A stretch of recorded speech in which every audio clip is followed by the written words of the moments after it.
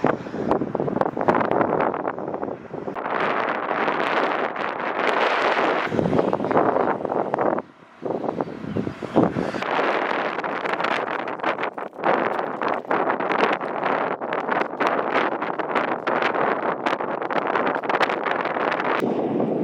seems like a great day to start cycling to the other side of the planet. I'm here in Prudhoe Bay, Alaska, the most northern town you can get to by road in the Americas. And I'm about to start cycling to Ushuaia, Argentina, the most southern town you can get to by road in the Americas.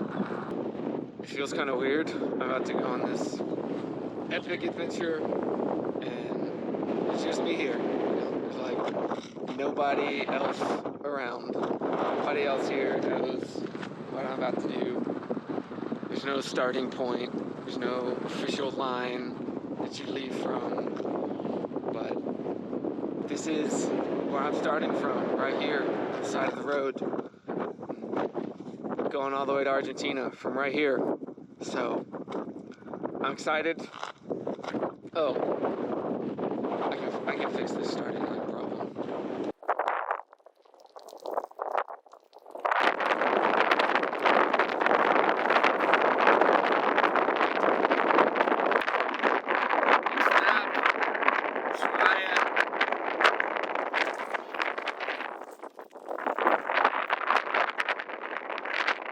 The next stop was not Ushuaia, but about 15 minutes down the road, because I was tired.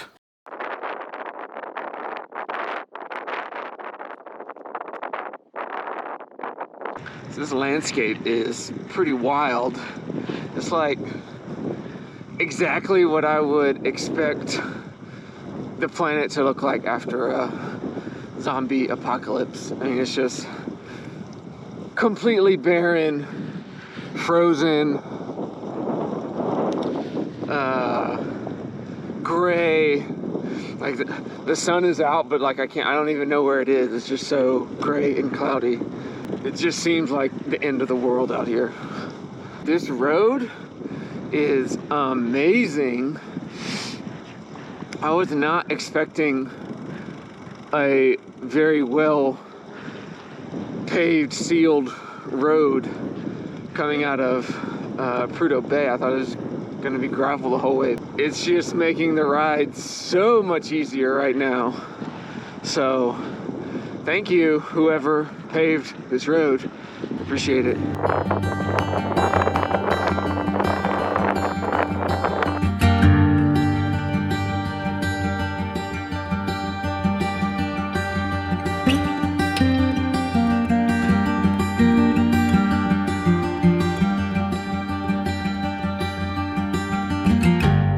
Well, I have gotten to mile 40 today on day one, which is a big deal because it's the farthest I've ever gone in a single day.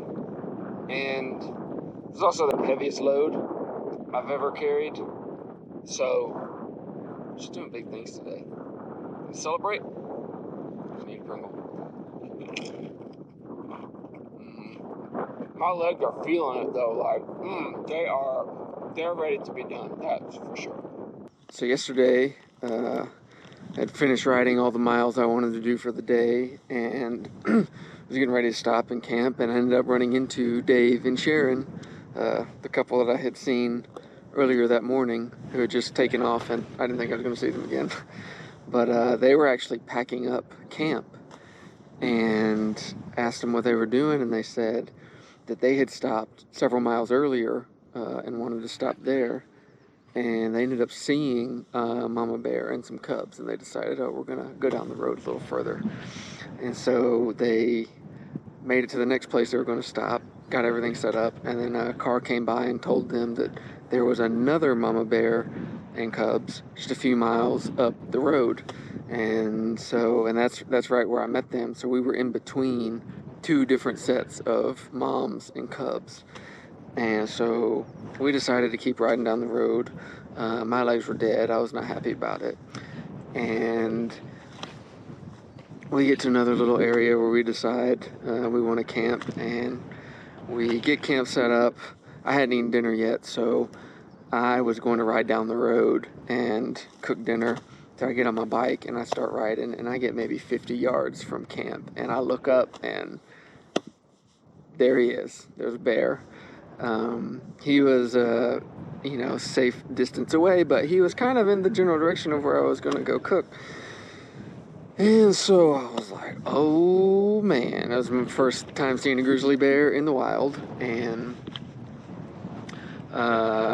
Dave came over and we were both kind of looking at him, and I don't think he saw us, but I think he could smell us because he was walking kind of to the side.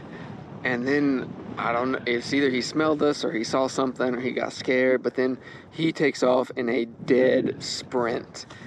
And I'd never seen anything like that. And he's just flying, and thankfully he wasn't towards us, but he just ran and we just like off into the distance, and that was it. So then we're thinking, okay, great, do we need to move again? But we decided the bear, he left the area, and hopefully we'll be safe. 'Cause, out here it's like there could be a bear every few miles, so we just decided to stay there. But I also decided not to cook just in case, because he was right downwind of us too, so didn't cook anything for dinner. But yeah, it's cool. First bear sighting. We continued riding together along the Dalton Highway, a road that was built for the sole purpose of building the oil pipeline that runs 800 miles from Prudhoe Bay to Valdez. The majority of the traffic on the road is truckers that support the pipeline. Surprisingly, most of them were considerate and slowed down and gave plenty of space. However, there would be the occasional one that seemed to step on the gas to provide a free gravel shower.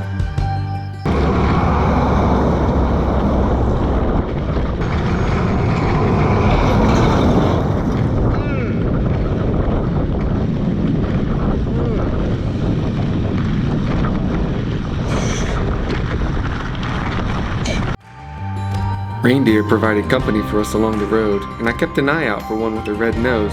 However, I never saw one. And considering how close we were to the North Pole, I think there might be a conspiracy going on.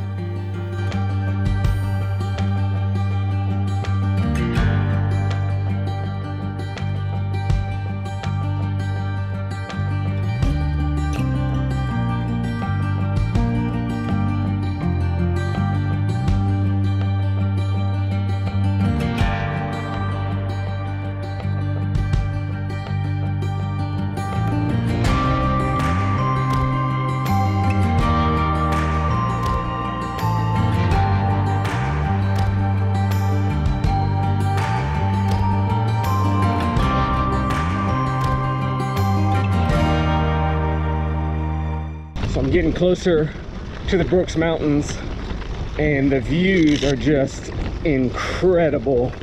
And normally I'm always super excited, to be around the mountains, but in this case, mountains mean hills, which I have to climb, and hills are enemy numero uno.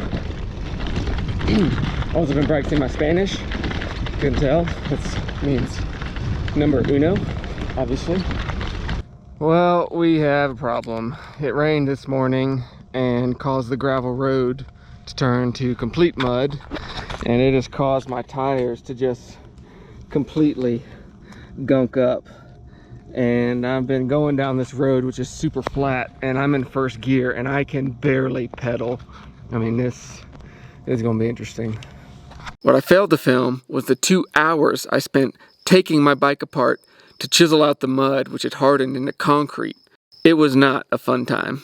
So I've just gotten to the base of Attigan Pass, which is the mountain road that crosses up and over the Brooks mountain range. I'm pretty sure it's the highest point on the whole route, probably through Alaska. And so I think the next few miles are just going to be a lot of suffering, and I'm not really looking forward to it, but we'll see.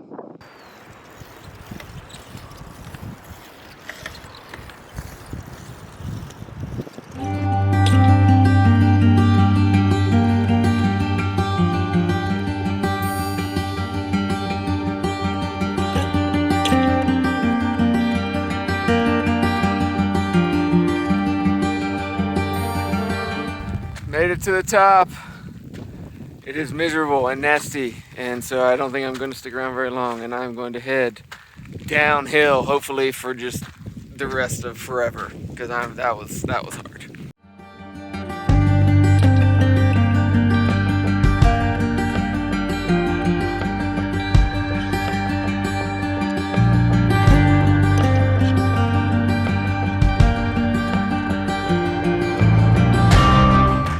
So I was over here filtering water, and I heard this noise over kind of like close by in the bushes, and I thought it was a grizzly, and it scared the crap out of me.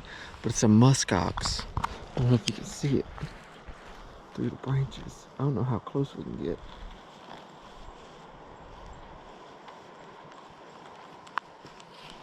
He's just chilling over there. Are these things dangerous?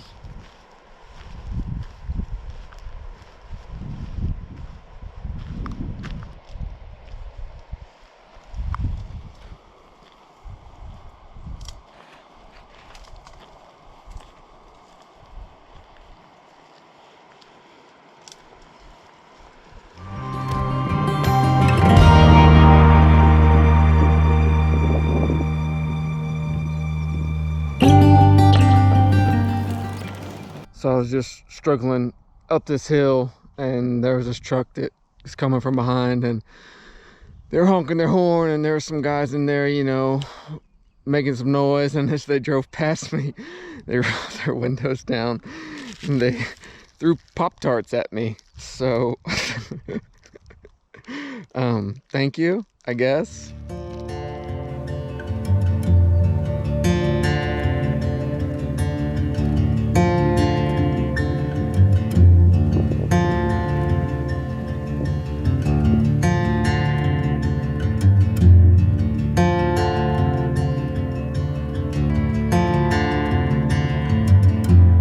After a long 5 days, we finally made it to Coldfoot, a small gas station that had the only place to get a hot meal for 500 miles.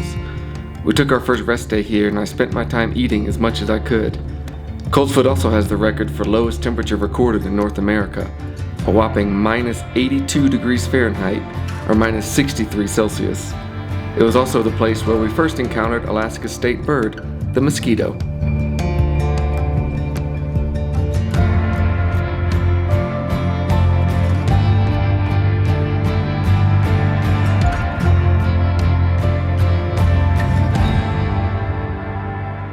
Well, I just said bye to Dave and Sharon. We've been traveling together the last 9 or 10 days. It's been a long time. But Dave's knee has swollen up to a concerning size, and they decided that they're going to hitchhike into Fairbanks the rest of the way. So we made it all the way to the Yukon River together, which is 320 miles maybe, and sad they can't continue on, but I'm going to meet up with them again, and as soon as I get to Fairbanks in about 3 days, so it's not over yet.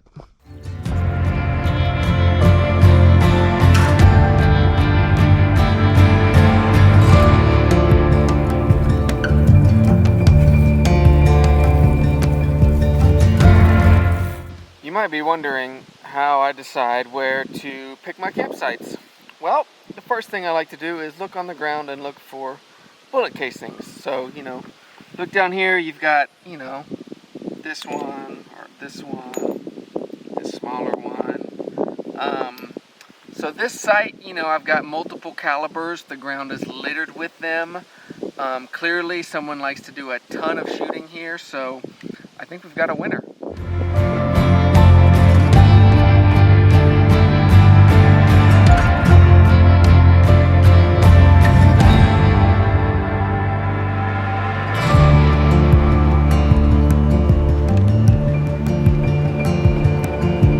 After 11 days, I finally made it to the end of the Dalton Highway, the longest, most remote stretch of road I think I'll encounter the whole trip. It should be all downhill from here.